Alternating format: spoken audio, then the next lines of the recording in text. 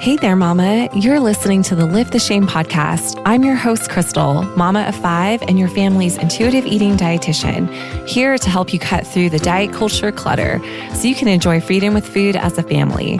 I'm on a mission to help you end the generational legacy of diet culture in your home so you can experience motherhood free from food guilt and body shame. Listen in weekly for guidance on how you can ditch diet culture, heal your relationship with food and your body, and confidently raise intuitive eaters. Let's dive in and lift the shame together. I never knew that sharing this would be so controversial or cause me to receive so much backlash. And I want to share that with you today because I continue to believe that this is an important topic. And while it may seem very counterintuitive and very countercultural, there's a lot of intention behind it. And so I'm going to share what that is with you. A couple months ago, I posted a reel on Instagram that basically showed me putting candy on a plate and stating that I was allowing my kids to have candy for breakfast. And oh my, wow. There's some strong feelings about allowing our kids to have candy, number one, and certainly not for breakfast, number two. And it's just really interesting to see kind of the repercussions of that and the dialogue that resulted from sharing that. And I really wanted to talk about this today because it's October and we are embarking on the sweets candy season, which honestly seems to last from Halloween all the way to Valentine's Day or even Easter. And it's part of our lives. And I think especially for moms in eating disorder recovery, or if you're a mom that's healing your relationship with food and your body, and you're trying so hard to just dismantle diet culture in your family and to support your kids in learning how to self-regulate all foods and preserve their intuitive eating abilities. You might come across strategies that seem really foreign and that bring up a lot of discomfort. And this may be one of those things. I just wanted to kind of transition and talk more about what it looks like to actively go against our food rules that sometimes we still have. Like they're still innately part of our brain map. And what it looks like to challenge what diet culture purports makes a healthy child or helps us to raise a healthy child. There's so much clutter out there. And I'm all about shining light in these areas where there is shame and confusion so that you can actively challenge it and really be free to do what works best for your family and what helps support your family enjoy freedom with food. I talked about when candy is around us, I think we have this idea that we can gatekeep what our kids have access to. And to an extent, that is accurate, right? Like you are the one that is deciding what you're purchasing, what foods you're accessing or allowing your kids to have access to. And, like to a degree, you can control that. And this is where I just really want to encourage you and challenge you to step outside the box because, again, diet culture will tell us that feeding our kids and raising a healthy child is all about control. It's all about what you offer them. It's all about the foods that you get them to eat. And that is not accurate. And I want to speak to that because raising a healthy eater really breaks all the definitions of what health is. And it's not about control. It's about connection. And the connection that we have with our kids and are forming with them on multiple levels, not just with food, really does help preserve those innate intuitive eating abilities that they already have that we've been talking about. To a degree, we can prevent our kids from accessing certain foods, especially if these are foods that you yourself may not feel comfortable eating or having in your house. I know for me, in my early years of motherhood, there was just certain things I wasn't buying. Either one, because my kids didn't really know they existed yet and weren't asking for them, or two, they were still foods that I wasn't totally comfortable with having in my home. And that all changed when my oldest started getting old enough to get exposure to other foods that I didn't let her have access to. And that's where that control piece that we like to have as parents goes out the window. Because while you can control what may come in and out of your home food-wise, when your child starts getting old enough and is going to school or other people's houses or grandma and grandpa's house, right? Like your degree of what you can control starts to diminish. And that can be a really good thing for a lot of reasons, because it really expands the different foods that your child has access to, which supports them in learning how to eat a variety of foods, because that is the real world, right? The real world out there involves all kinds of foods, including processed foods and foods made with refined sugar and convenience foods, fast food. Like that is the world that we live in. And as much as we may try to form a bubble in terms of the foods that our kids have access to, that bubble will break eventually. I see this all the time in my practice and with families that I work with, where once that child starts getting exposure to other foods, and if there's not intentionality around offering those things and exposing our kids and providing access in a neutral way, we really can trigger certain eating behaviors in our kids that can backfire down the road. And again, I say this with so much grace and compassion, because feeding kids is hard, and we're all doing the best that we can with the information and the resources that we have available to us. And if you've ever done any of these things, I don't want you to attach shame to it, but rather just explore it from a lens of curiosity and also just compassion for yourself. Please go gently with yourself as you hear some of these things. The reality is, though, if we are not exposing our kids and providing access to the foods that they are showing interest in, that will backfire. And this does actually create more of an obsession around these foods. And what we actually see from research is that when kids are limited from what is considered or categorized as highly palatable food, so those would be things that would be higher in sugar and higher in fat, higher in salt. We would consider those more highly palatable. What we see from research is that when children are restricted from having access to highly palatable foods, it actually causes them to become more obsessive with them and to overeat them or even binge eat them when they do get access to them.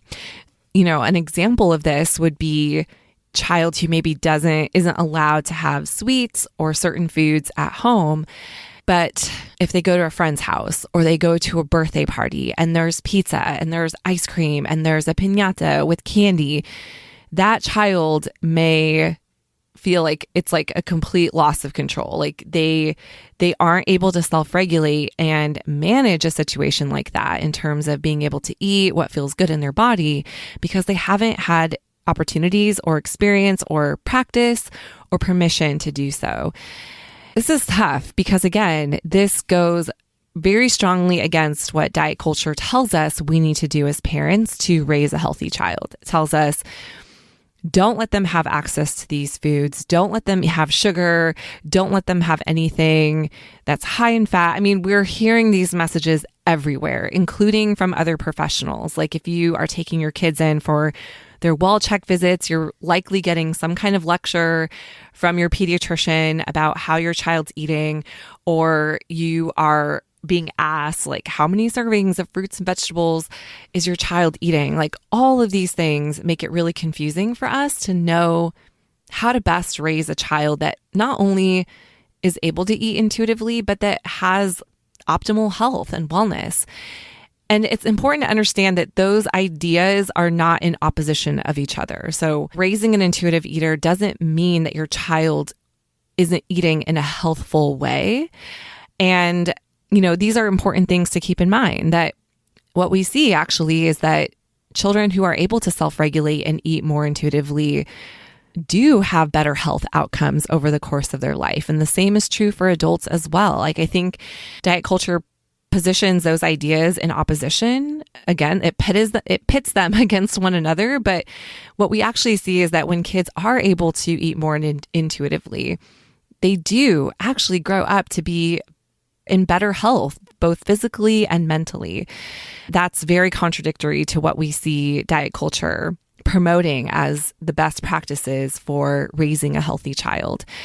So I just want to bring these ideas to you, and we're going to have more conversations about this over the next few weeks, especially as it pertains to sugar, because there's so many toxic ideas and beliefs out there about sugar and sweets. Should I let my kid have access? How much should I let them eat? How frequently should I let them have sweets? And again, these are things that we're going to be chatting about together over the next couple weeks here, especially in this month of October, because I don't know about you, but I started seeing Halloween candy well before October. It's like, in Target, that seasonal section, like as soon as back to school stuff is done, it's like that all gets cleared out and it's like Halloween in September, right? And our kids see that and they get excited and they're aware of the environment around them. And so if we're not responsive to that, then that can absolutely backfire. And something that I hear a lot too is I hear this from moms that I work with where they never had really permission to have sweets in the home. And so those were foods that they felt like I have to hide them, or I have to eat them in secret, or I have to, like there's so much shame attached to it. And I've experienced this, and I know so many other moms that I've worked with have also experienced this idea of like, okay, when I finally do get access to the things that have been limited in my life, and it's not a matter of if, but when, okay? Again, like I think we have this idea that we can prevent our kids from accessing foods that we're uncomfortable with, but again, we can only do that for so long. As soon as your child starts growing up and having more exposure to different activities and things outside of the safe haven of your home, they will get access to these foods. And if they've never learned how to eat them and self-regulate them within the safety and the context of your home environment, then they will become very chaotic. I remember for me, a huge part of my eating disorder struggle was when I transitioned to college, and my eating disorder had started in high school, but once I went to college, it intensified and it became so much more chaotic because I didn't know how to feed myself. I didn't know how to take care of myself. And I remember I had like a meal pass living in the dorms where I had so many meals that I could eat. And basically our cafeteria was like a buffet, right? You can eat what you want. There was like desserts and all kinds of foods. For me, growing up, I never learned how to eat those things, and they were always off limits, and they were things that I snuck and had to eat in secret a lot. And I just remember going to college and just feeling like I was totally losing control. Like when all of those foods were finally available to me, I had no idea how to eat them and how to self-regulate them. And I've shared this before where sweets were such a challenging food for me in particular. And so becoming a mom really opened my eyes to a lot of these concepts where, man, I just didn't want my kids to struggle with the same type of things that I struggled with, especially when it came to sweets. And so in order to do this, it requires intentionality. It requires going against all those ingrained food rules that are still part of our psyche and our mentality. If we want our kids to have the best shot possible at learning how to self-regulate all foods and to have a peaceful relationship, especially with sweets, we have to do things differently. And sometimes that requires thinking outside the box. That is one thing that we do in our home, especially during seasons like Halloween, where the prevalence of candy is just higher. Like our kids have higher access to it. One thing I started learning is that, it's easy to still offer and provide sweets in a way that feels comfortable, right? Like we might be okay with our kids having some sweets with dinner or with lunch, with meals that it makes sense. Like there's other foods there. And then I started thinking to myself, like, why not breakfast? why can't I also let my kids have sweets with breakfast? And generally, like sometimes we do have like sweeter food items for breakfast anyway. Like my kids love chocolate chip pancakes with syrup, right? Or waffles, or like donuts on occasion. So how is that different from letting my kids have candy with their breakfast? That's when I really just started challenging some of those internalized food rules that are still there. And they are still there, right? Like when you've spent years with disordered eating and diet culture or recovering from an eating disorder, there are going to be those internalized food rules that you have to actively be challenging when it comes to how you feed your kids. And so that was something I started doing. I started doing this years ago when my kids became much more aware of candy and much more interested in it.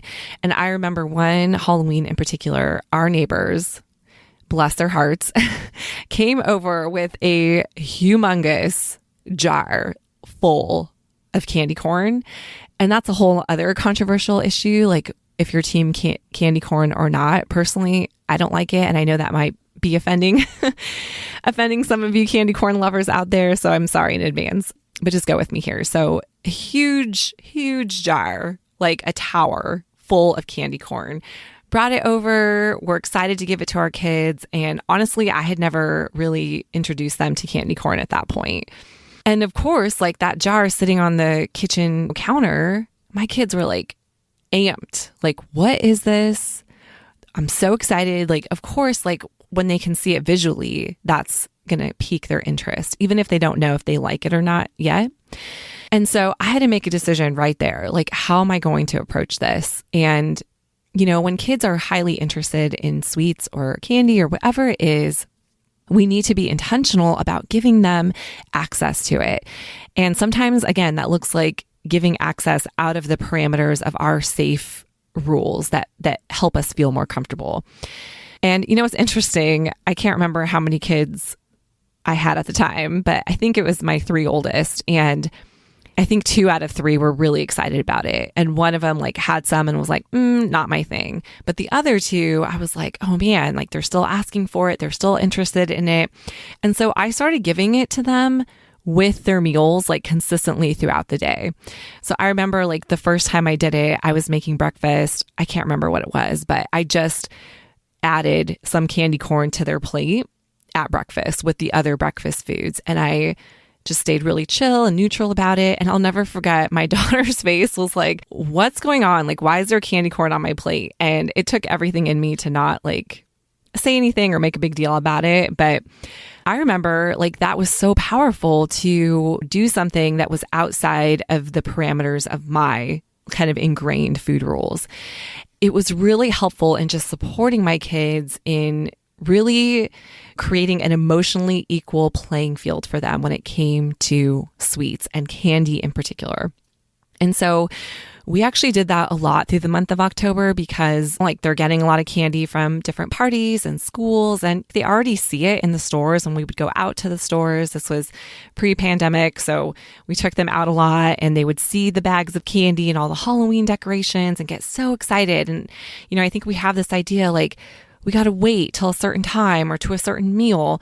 But when our kids are already showing interest in it, if we're not being responsive to that, it just amplifies that food in their mind. Like it puts it and elevates it up on a pedestal. I just was intentional about letting them have candy with breakfast and other meals and snacks during the day. And that was so powerful in normalizing it for them. And I want to just share 3 quick benefits of letting your kids have candy for breakfast, but however this looks, like really it's just the point of this is benefits of allowing your kids to have sweets at unconventional times is a better way to look at it. And there's 3 main benefits here that I would love to share with you. And of course, can't wait to hear your takeaways from this episode. The first reason is that it nulls the novelty of candy or sweets. Okay. What I mean by this is there is power with habituation, meaning repeated exposure to a certain stimulus or exposure to a certain experience. It nulls the novelty of this. And one thing that helps me understand this is thinking about a relationship, right? So your relationship with your significant other, like I want you to think about the first time your significant other told you that they loved you. Like so amazing, right? Like all the stars in the sky, like everything just like lighting up the first time your significant other told you that they loved you.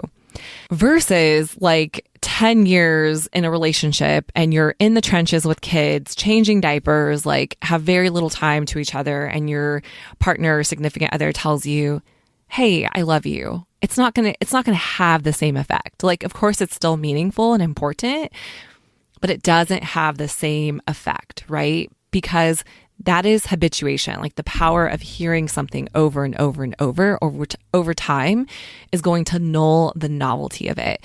And as cheesy as it may seem, this is the same principle in providing consistent access to something like sweets or candy.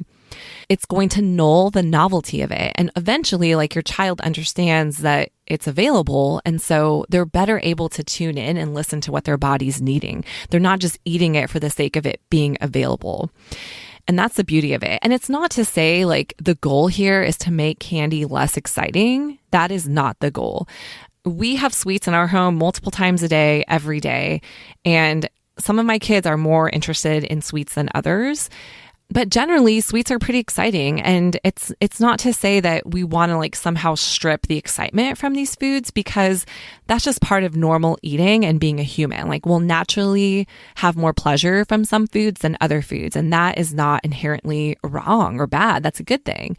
But the goal is that you want to help your kids understand that it's consistently available so that they can listen to what their bodies need to help them regulate it. So that's definitely one of the benefits there. A second benefit here is that it reduces rigidity and rules. So kids really begin to form rules around food from super young ages based on what they're learning and hearing about food. For example, if they hear someone telling them, well, dessert is only after dinner, or you have to eat your veggies first, they start to internalize those rules around food, and those can be detrimental in helping them preserve their intuitive eating abilities over the lifetime. Rigid rules around sweets only contributes to making those foods more exciting, and anything that feels forbidden will instantly become more desirable. So the idea of challenging some of those internalized food rules that we have by offering them more frequently or offering them at different times really gives them that unconditional permission they need to explore all foods regularly and to learn how to self-regulate what feels best in their bodies. And again, this is only possible in the absence of food rules. So allowing your kids to have a piece of candy with breakfast may feel totally counterintuitive and unconventional. But again, in reality, what you're doing is giving your child permission to learn how to eat without any rigid food rules involved. Okay. And last point here is that this practice does help support self-regulation. And we've kind of talked about this, but I want to reiterate this, that when kids are seeing candy or other sweets alongside other foods that they're used to eating, it does create that emotionally equal playing field for them. And this is a key to help them learn how to self-regulate.